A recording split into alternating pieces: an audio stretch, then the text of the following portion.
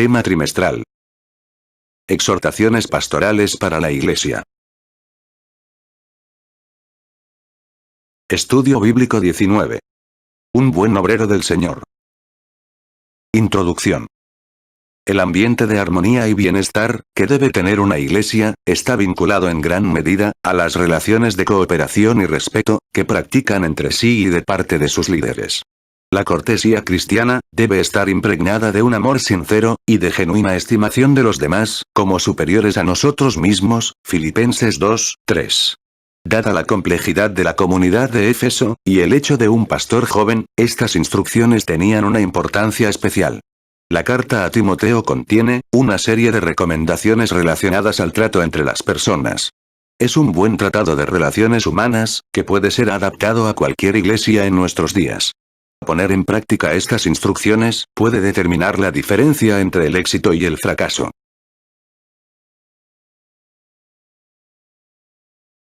Diccionario. Reprender, del verbo epipleso.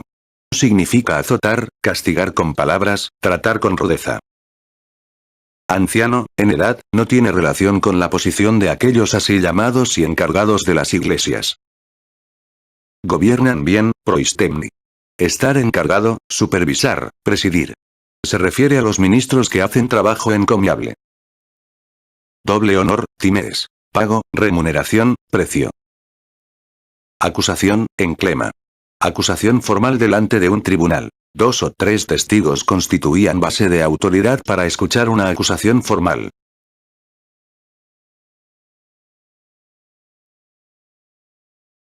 Pensamiento central. Fortalecer la armonía en la iglesia requiere discernimiento y sabiduría del líder, frente a la diversidad de culturas y temperamentos. Texto áureo. Que guardes el mandamiento sin mácula ni reprensión, hasta la aparición de nuestro Señor Jesucristo. Primera de Timoteo 6, 14. Nuestra lectura bíblica se encuentra en Primera de Timoteo 5, 1 al 6. Y del 17 al 20. Versículos 1 y 2. No reprendas al anciano, sino exhórtale como a padre. A los más jóvenes, como a hermanos. A las ancianas como a madres. A las jovencitas, como a hermanas, con toda pureza. Un punto clave, de las recomendaciones de Pablo, es el trato al anciano. Una de las versiones, del Nuevo Testamento traduce, con el anciano no seas duro.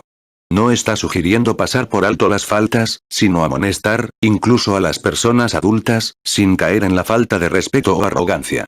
Los términos usados por el apóstol para la exhortación, añaden un ingrediente de tolerancia. Suplícale como hijo a padre. Vuelve a valerse de la analogía de la familia, para ofrecer a la iglesia, y al pastor, un modelo de relaciones, entre todas las edades o generaciones. La clave para el consejo, está en el vocablo pureza, con el cual subraya la calidad de esta relación. Versículos 3 al 6. Honra a las viudas que en verdad lo son. Pero si alguna viuda tiene hijos, o nietos, aprendan estos primero a ser piadosos para con su propia familia, y a recompensar a sus padres, porque esto es lo bueno y agradable delante de Dios. Mas la que en verdad es viuda y ha quedado sola, espera en Dios, y es diligente en súplicas y oraciones noche y día. Pero la que se entrega a los placeres, viviendo está muerta. La importancia de atender a las viudas de la iglesia, fue la causa de la creación, del cuerpo de diáconos, según Hechos 6, 1 al 7. Honor a las viudas, era mucho más que ofrecerles respeto. Era proveerles sustento. Wesley comentó, era mantenerse, de los fondos públicos. Claro que, en ausencia de un sistema de asistencia pública, la iglesia tenía la obligación, de velar por su bienestar. Por ello la insistencia de Pablo. La que en verdad es viuda y ha quedado sola, siempre y cuando su vida, esté dedicada al servicio del Señor, y ande correctamente. Pero en los casos, que la viuda tiene hijos o nietos, son estos los que debían asumir, esa responsabilidad. Versículos 17 y 18. Los ancianos que gobiernan bien, sean tenidos por dignos de doble honor, mayormente los que trabajan en predicar y enseñar.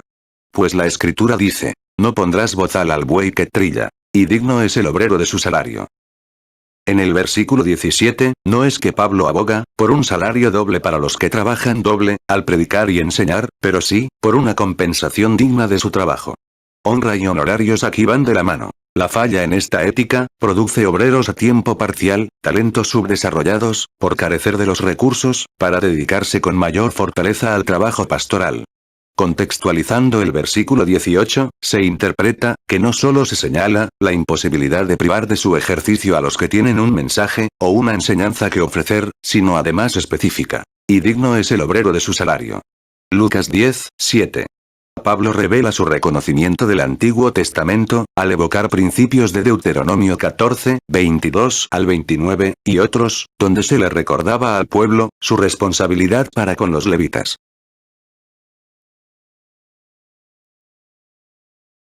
Versículo 19. Contra un anciano no admitas acusación sino con 2 o 3 testigos.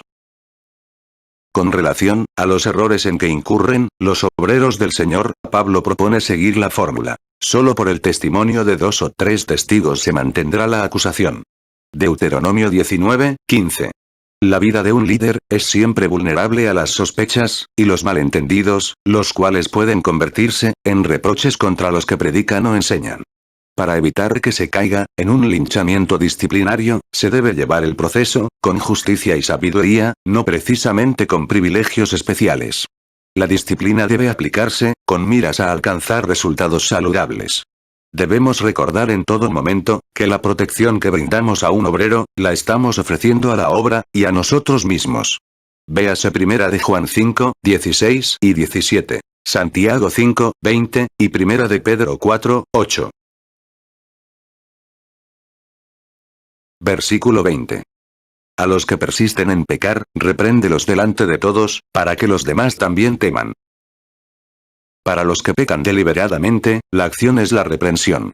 La reprensión dura, ha sido administrada por el mismo Dios. Como lo fue el caso de Coré, y su rebelión, Números 16, el apedreamiento de Acán, por causa del anatema, Josué 7, o el caso de Ananías y Safira, en la iglesia primitiva, Hechos 5, 1 al 11. Y la finalidad de estos juicios, es definida por la sentencia. Y vino temor sobre toda la iglesia. Esto concuerda con el propósito de la disciplina, según Pablo, delante de todos, para que los demás también teman. En el veredicto, el culpable no será tenido por inocente, Nahum 1, 3, ni un ministro, si se prueba que ha delinquido. Y esta justicia equitativa, promueve confianza en los fieles, y respeto de los impíos. Versículo 21. Te encarezco delante de Dios y del Señor Jesucristo, y de sus ángeles escogidos, que guardes estas cosas sin prejuicios, no haciendo nada con parcialidad. Las componendas para tapar pecados, son una mancha, en el liderazgo de la Iglesia, Judas 11 y 12, y todo se debe, a la avaricia y el orgullo. La verdadera grandeza, no es la popularidad del mundo, sino la integridad, en el servicio al Señor. Es muy fácil dejarse impresionar por las apariencias, contra las cuales nos advierte Santiago, 2, 2 al 4. En el capítulo 6, 13 y 14, Pablo le repite a Timoteo, su preocupación por un procedimiento libre de prejuicios, y le recuerda lo mismo en 2 de Timoteo 4, 1 y 2. En una correcta administración de la disciplina, el prejuicio puede ser el mayor riesgo para enfrentar. Esto es simplemente, hacer juicio antes de. Lo que está urgiendo el apóstol, es que al hacer uso de la justicia, se haga con temor y reverencia. Preguntas de repaso. ¿Qué cuidado debe tenerse al amonestar a personas adultas? ¿Cuál fue la causa de la creación del cuerpo de diáconos según Hechos 6, 1 al 7? ¿A qué son merecedores los que son llamados y comisionados por Dios para servir? ¿Qué se necesita para mantener una acusación, con relación a los errores en que incurren los obreros del Señor? ¿Cuáles son las recomendaciones de Pablo contra la parcialidad en la disciplina?